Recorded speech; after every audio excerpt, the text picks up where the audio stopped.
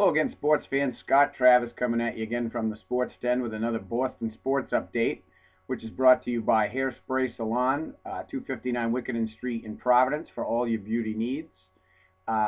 Today's big story, obviously, the Bruins and Leafs will be playing Game 4 tonight up in Toronto. Bruins with a big win back in Game 3 to take the 2-1 lead in the series, a 5-2 win. Tonight, Bruins are looking to come out first and establish their game. I think in Game 2, the Bruins a few of them have mentioned it in the reports I saw that they kind of waited to see how Toronto was going to respond. Whereas in Game 3, they just came out and the Bruins just came out and played their own style and took the game to the Leafs and forced the Leafs into the mistakes that led to some of the goals. So we're hoping to get the same kind of a start-to-finish effort from the Bruins. 60 minutes, a lot of contact. There was a lot of hits in the last game. Both teams are coming into this one probably a little sore. Upwards of 90 hits total last game between the two teams. So we'll see what happens. If the Bruins can take a commanding 3-1 lead, that would be great. Game 5 is going to be Friday night at the TD Garden in Boston. The Red Sox have been stumbling of late. They had a bad weekend in Texas, got swept down there, came home, won the first one against Minnesota, but dropped the game last night.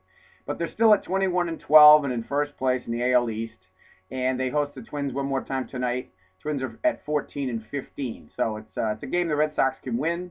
Tonight, Allen Webster will be making his second start for the Red Sox. He's filling in for Felix Doubront, who has had some velocity issues, and they're going to put him in the bullpen to see if he can work those out. So Webster on the hill against Hernandez for the Twins. Sox lost a couple of guys in the game last night. I haven't gotten the latest report at this point, but David Ross and Will Middlebrooks collided.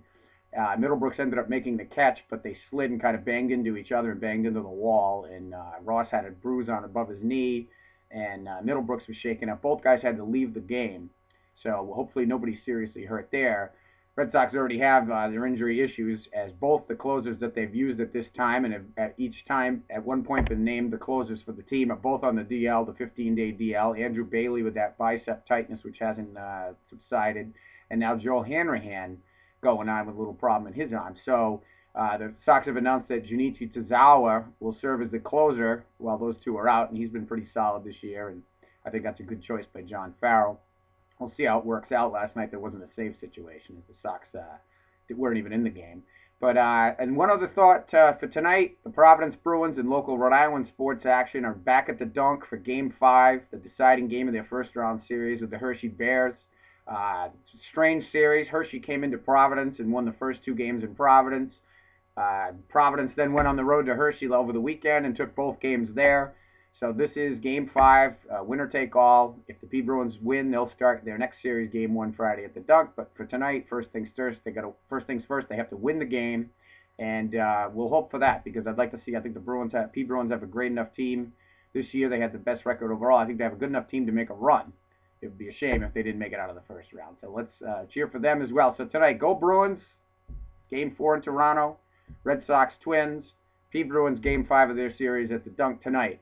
So it's a big night in sports. We'll see what happens. We'll be following it all, and let's hope it works out well. Thank you for watching, and I'll be talking to you guys again soon. Have a good night, and go Bruins, go Sox, go PBruins.